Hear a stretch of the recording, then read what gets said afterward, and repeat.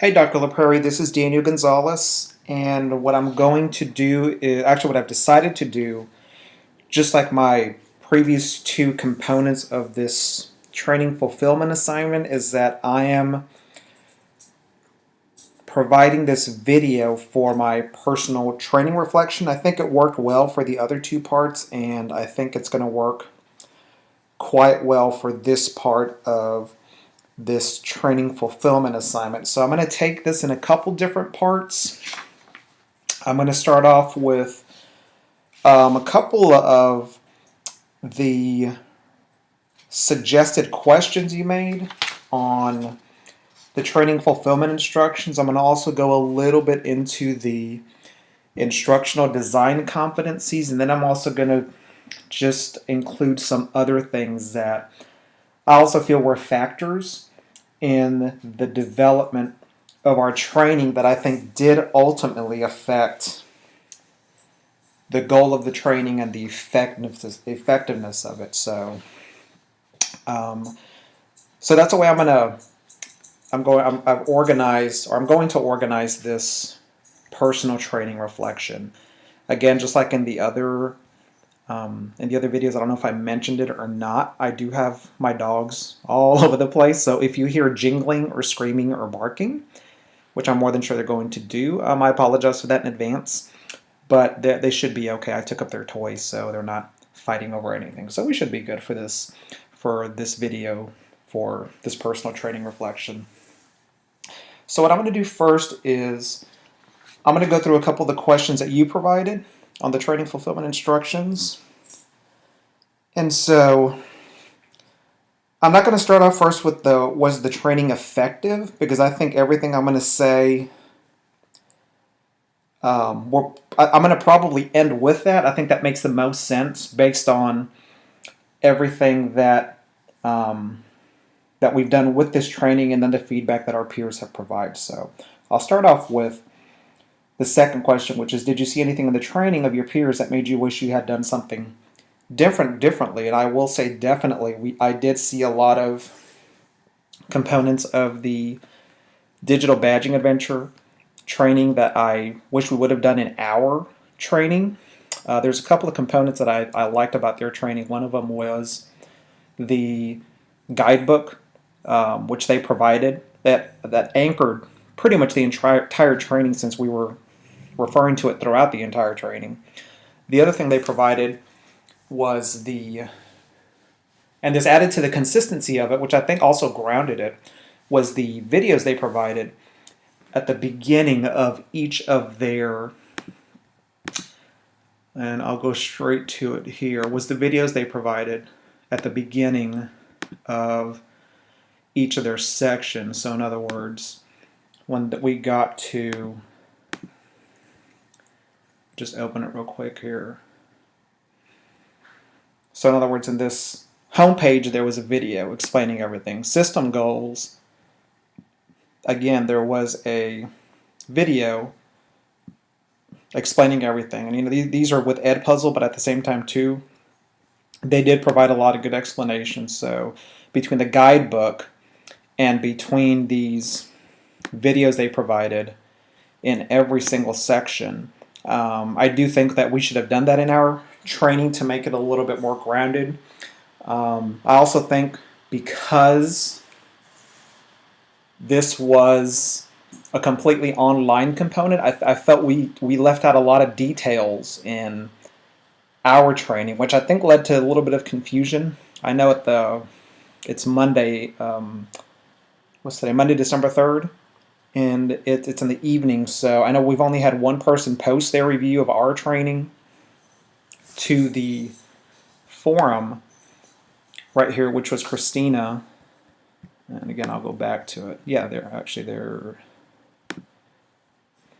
yeah, here it is. Christina provided some excellent feedback for us, and honestly, everything that she mentioned made perfect sense, and I kind of anticipated some of that feedback because I did have some concerns about our final product, but due to time constraints and other unique team dynamics, those things were just not worked out. So I do feel that the feedback that was provided by Christina was very accurate, very spot on.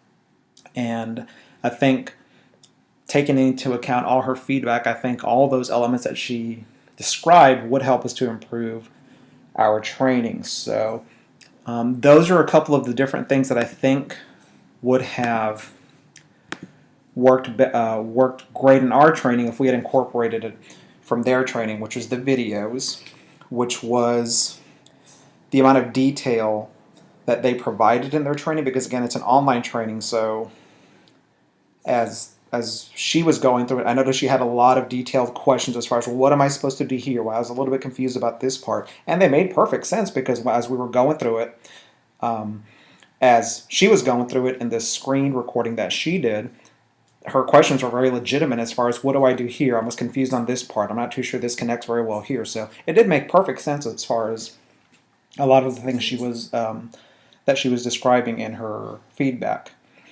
So again, in our own training, I think one of the things that hindered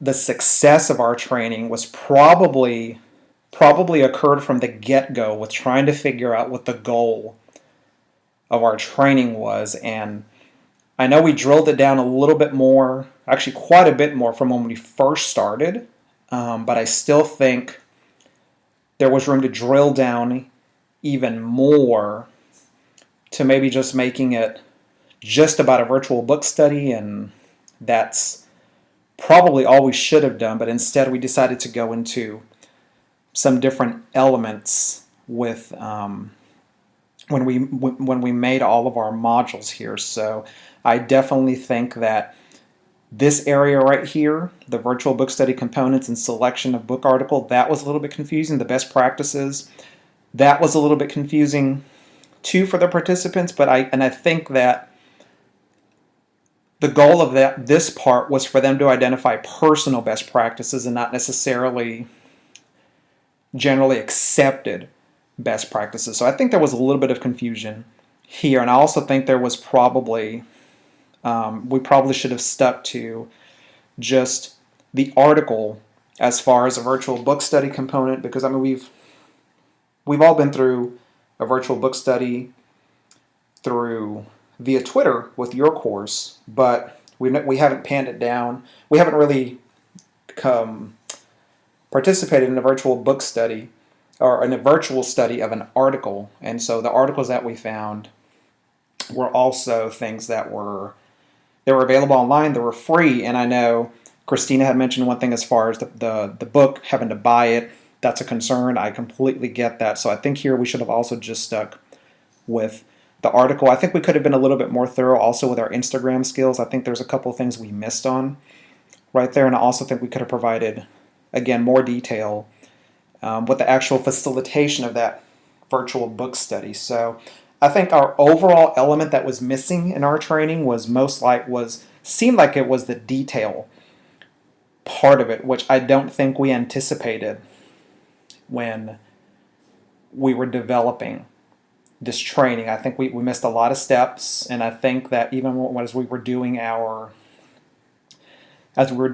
map, and as we were doing our instructional design objectives with the action and the assessment criteria, things like that, I think we missed a lot of different points there. So I do think that the feedback you provided did help us, and I think it really did provide that sobering moment when we had to say to ourselves, okay, we need to really fix some things because we have some problems here. So I'm glad you provided the feedback, because I think without that feedback, I don't think our final product would have been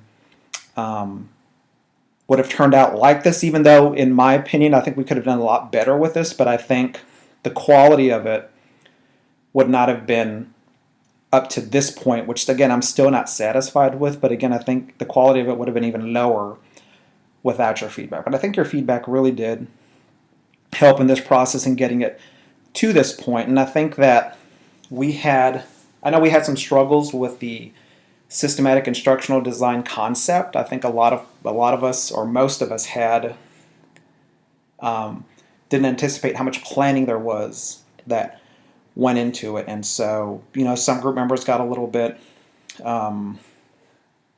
went a little over the top with the training goal from the beginning. Then we had to pare it down.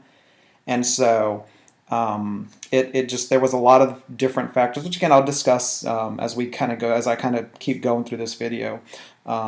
Just a lot of those different factors, I think, from the beginning that affected the overall effectiveness of our course. I just don't think we drilled it down enough to where we had that concept as far as this is what we want you to learn by the end of this training.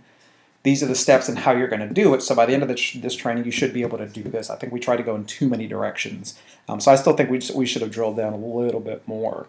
So I'll go through a couple of the competencies that I think did affect the overall quality of our course.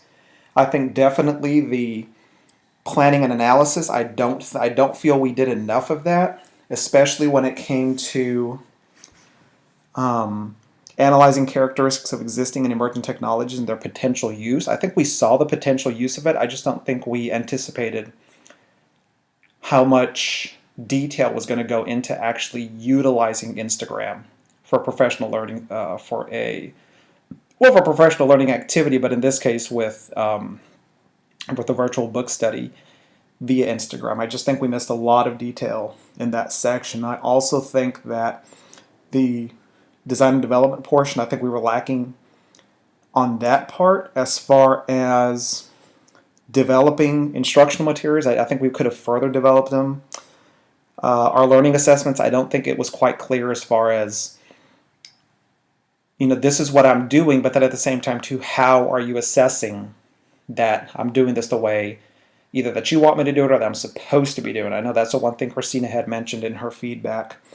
And I think that even just organizing instructional programs and products to be designed, developed, and evaluated, I don't think where we ended up with this training was at a point to where it could be evaluated. I almost want to think of this as rapid prototyping, because I think that we quite honestly hastily put this together, and it almost seemed like a rapid prototype, and that rapid prototyping serves purposes in other areas such as design thinking, but I don't think it serves the purpose in a systematic instructional design model where there should be a lot of planning going into either the prototype or the pilot that is put together. I just don't think we took enough time to do those types of things. As far as professional foundations, I don't think there was anything there really that was lacking. Communicating effectively in visual or in written format. I know that Christina had some good feedback as far as the layout of our design and how the training was put together. Updating and improved knowledge, skills, and attitudes pertaining to the instructional design process related fields. I think we were trying to do this throughout the training as well, because I think we were struggling with the process, the systematic instructional design process, and so that coupled with putting the training together, I think is what really was a big barrier for developing this entire training. The evaluation implementation component, as far as evaluating instructional and non-instructional interventions, I don't think we had enough of these. I think we could have probably done a little bit more with that. As far as revising a lot of this we haven't gotten to yet. We're going through the evaluation component right now, and so it's, as far as this part of it is concerned, I anticipated some things as far as probably what would occur with some of the feedback that we'd get, but at the same time too, I think that we needed to we really needed to take a step back from this and really look at what we were trying to do with this. And so of the instructional design competencies, those are pretty much the only ones that I can really speak to right now. So I've gone through a little bit of the questions that you've provided on the training fulfillment instructions, the instructional design competencies. Now I'm going to go into a little bit of some other things that that I look at as far as course design. So From the perspective of working with faculty and getting their courses ready for their students, I don't think this is probably the most ready it could have been for deployment. I think we could have done more work on a lot of the planning that went into this. So as I'm paralleling this to the design process I take with faculty, I think we were just lacking on that part as far as going more into detail with the planning and anticipating a lot of questions that our participants would have had going throughout, or would have had as they were participating in this training. So I try, in my personal practice, I try to really use the design thinking perspective, especially when it comes to the one factor of the product you're developing the product you're developing, or the final product that you're trying to develop, has to do with you're creating it with the user in mind. And so I think we got a little bit away from that, because I think towards the end it became more about trying to get it done versus trying to keep the user in mind. Because, and again, the user in this case is going to be the one going through this training, so we should really keep them in mind as far as developing and designing this training. Because I use the same philosophy when I'm working with instructor on design, on a faculty member with designing a course, because it's the same concept. I mean, as we're designing the course, I mean, we're constantly asking each other questions as far as, well, if the student sees this page, how are they going to know what to do? If the student gets to this part and you're providing this assessment, well, you haven't really provided the material to be able to master the assessment, so there's a gap there. So let's work on filling that gap. So those processes like that I don't think occurred as much as they needed to. And so the other thing that I think impacted the overall effectiveness of our training was group dynamics. We had a little bit of trouble with one particular group member. I'm not going to go into detail about it. I don't think it was anything that I think the group dynamics is something that we need to figure out. I don't want to be, me personally, I don't want to be relying on my my mentor, my faculty member, whoever, my instructor, whoever it may be, to resolve those group dynamics. I think that's part of the learning experience of working in a group and trying to make sure that everything's being communicated. So group dynamics, I think, definitely did actually quite a bit. It quite impacted the effectiveness of our training and what we developed for it. So I think that was, for me, that was a major factor.